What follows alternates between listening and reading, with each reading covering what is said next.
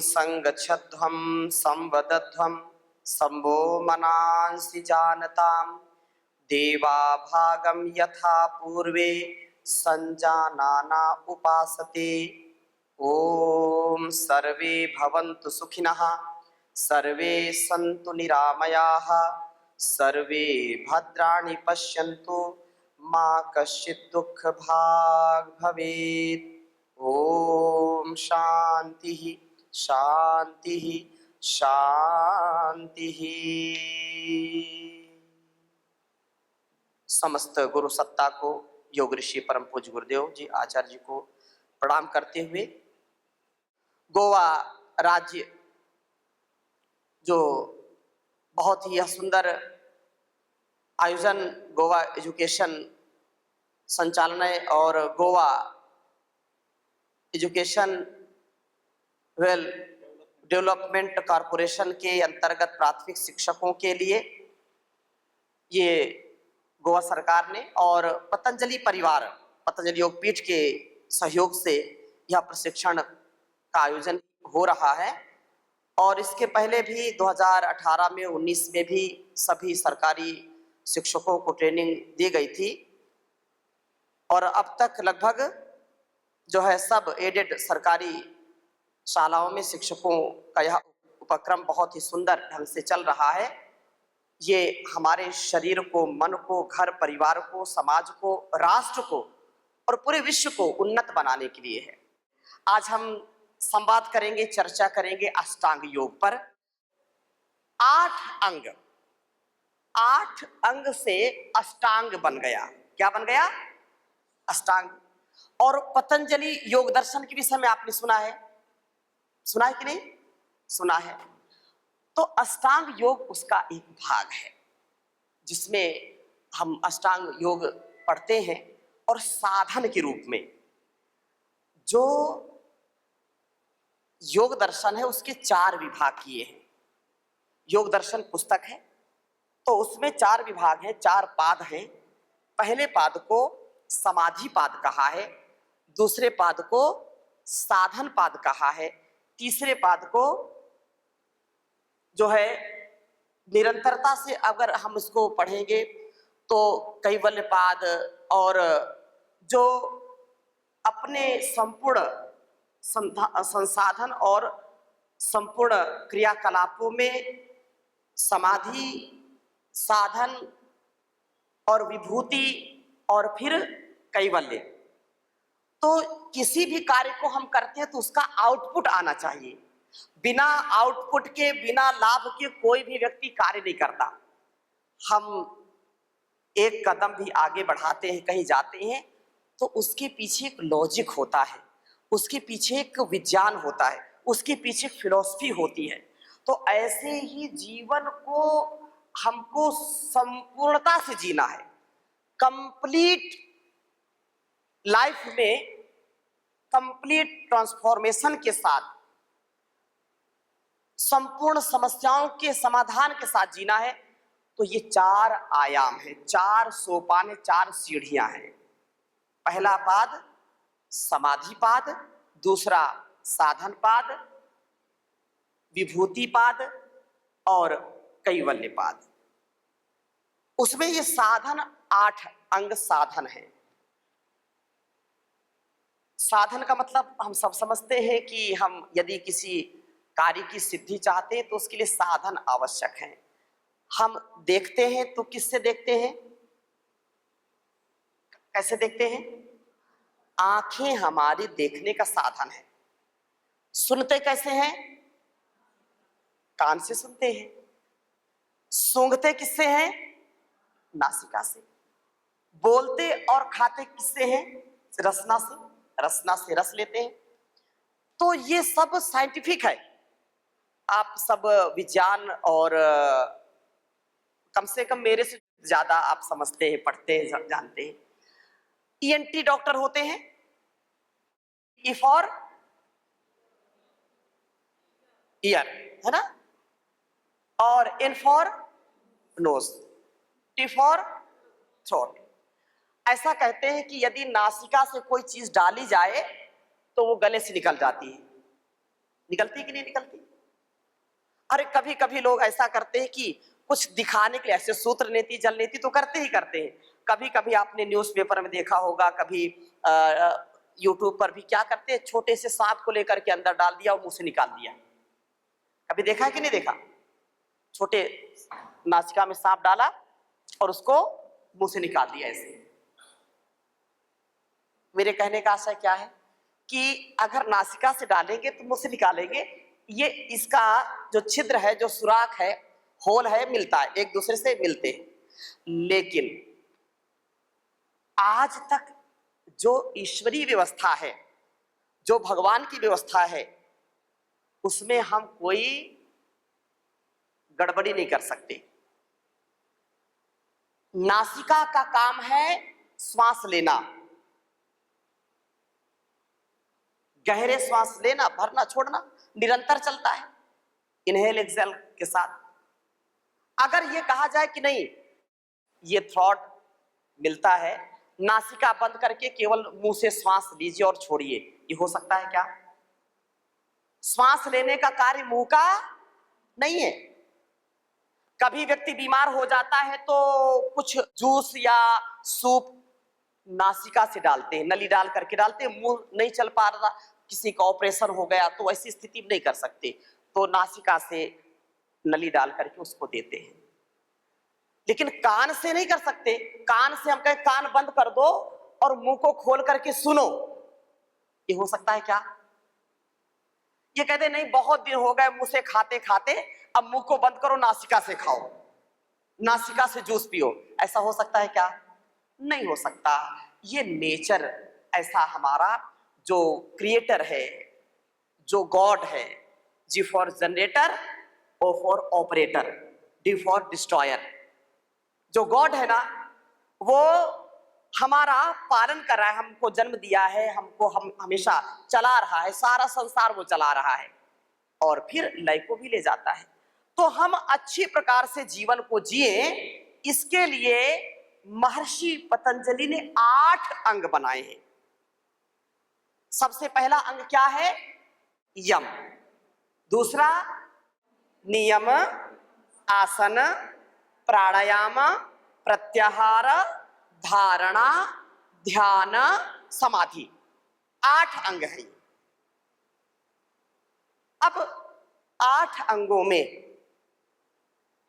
सबसे पहला अंग है यम। यम के 5 विभाग किए हैं। कितने भाग? 5 विभाग। तो उसके 5 विभाग हैं। अहिंसा,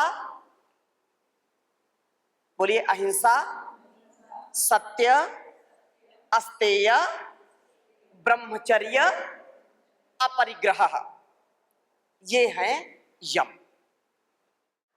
तो अब इसी प्रकार से यम, अहिंसा, सत्य, अस्तेय, ब्रह्मचर्य, अपरिग्रह। अब इसके विषय में हम थोड़ा थोड़ा समझने का प्रयास करते हैं, इसके अंदर जाते हैं, प्रवेश करते हैं।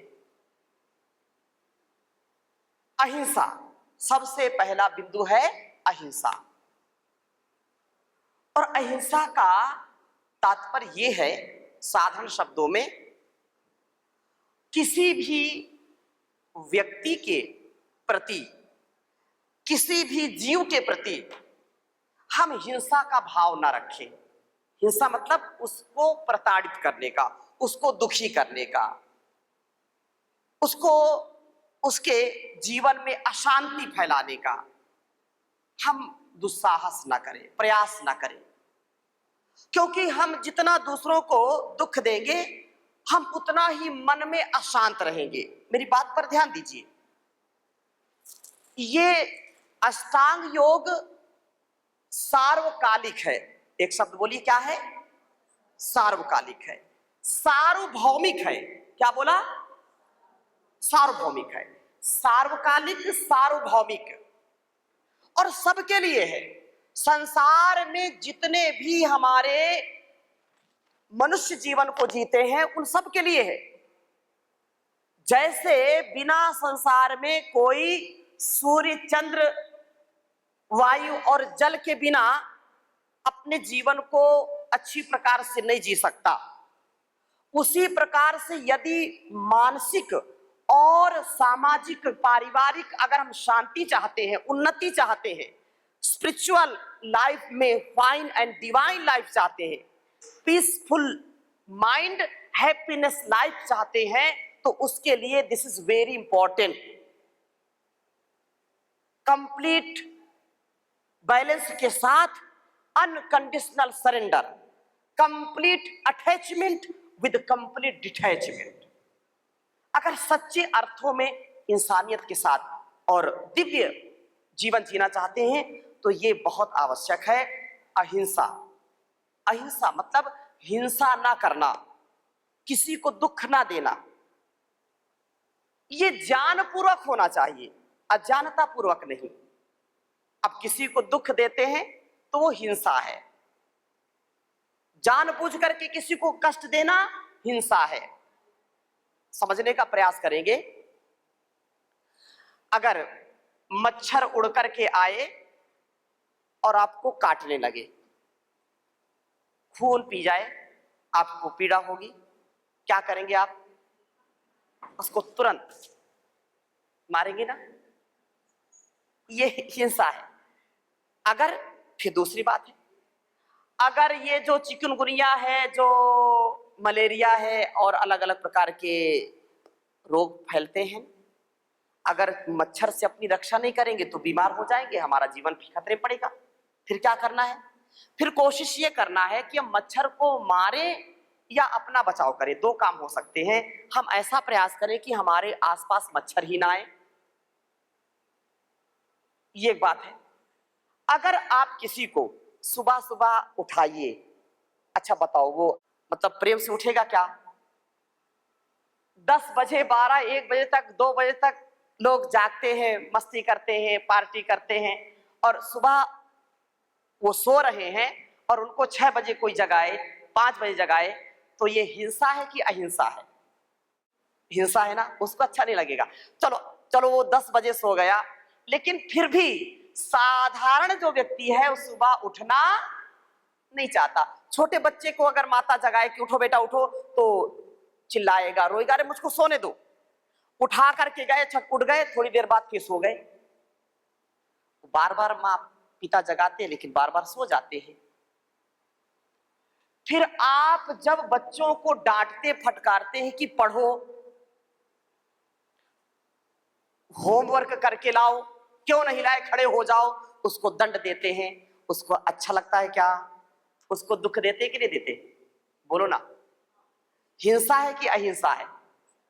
हाँ, ये देखने में सुनने में तो हिंसा लगती है, लेकिन जब लोक कल्याण हो, जब चरित्र निर्माण हो, उसके जीवन, उसके भविष्य, उसके फ्यूचर की बात हो,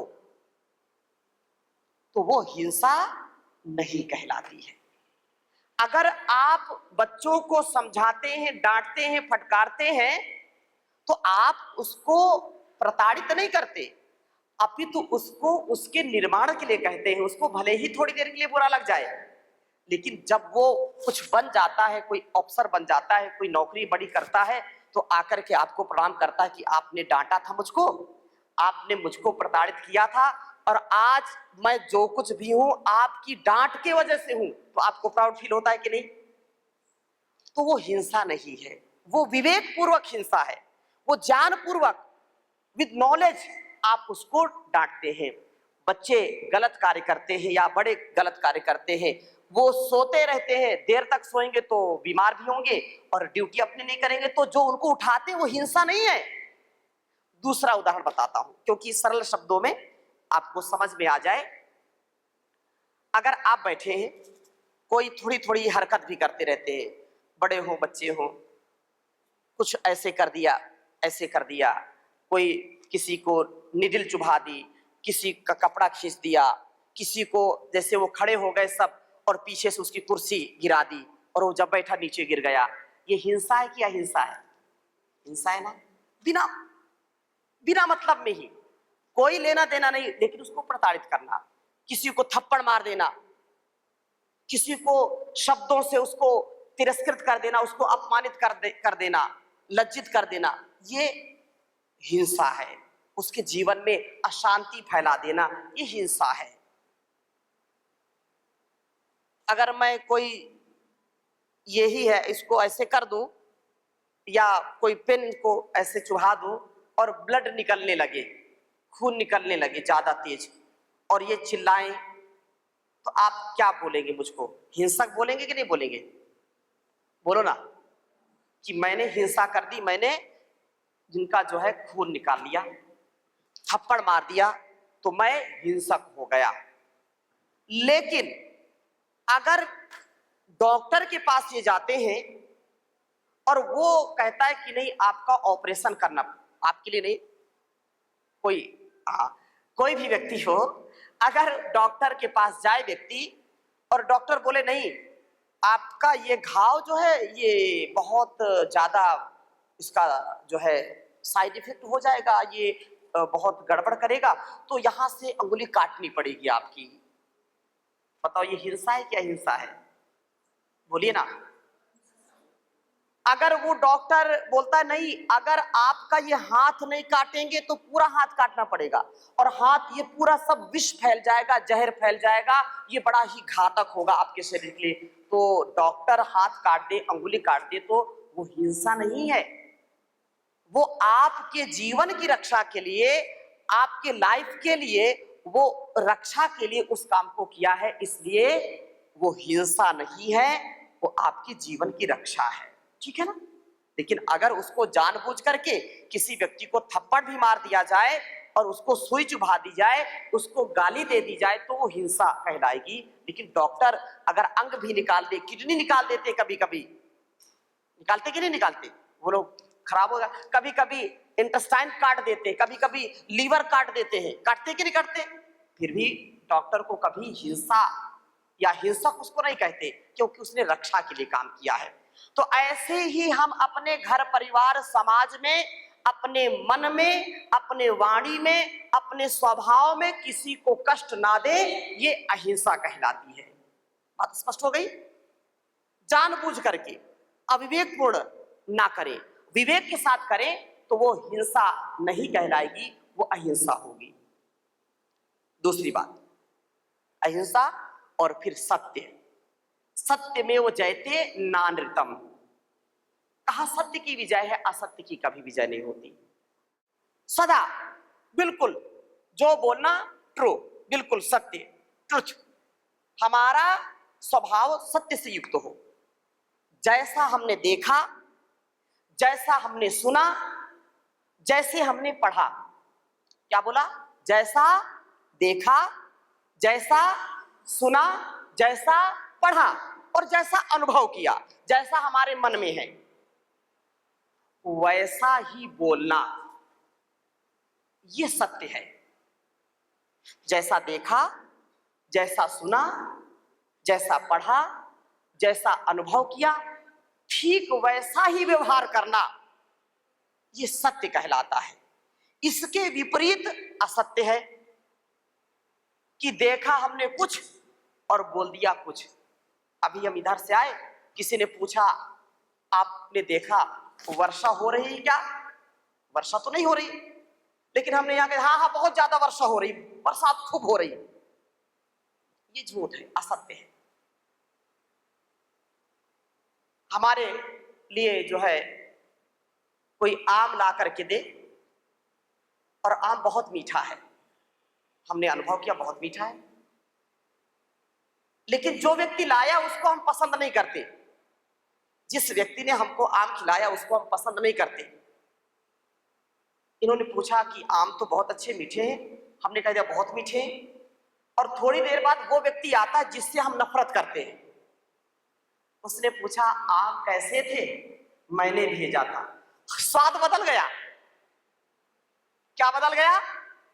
अभी थोड़ी देर पहले मैं कह रहा था बहुत अच्छे आम थे, और जब मैंने जान लिया कि इस व्यक्ति ने, जिससे मैं जेलसी करता हूं, जिससे मैं ईर्ष्या करता हूं, जिससे नफरत करता हूं, और उसने पूछा आम मैंने भेजा था कैसे लगे, तो टेस्ट बदल गया। उसको बड़ा गुस्सा लगता है, क्या खाक आम भेजे थे?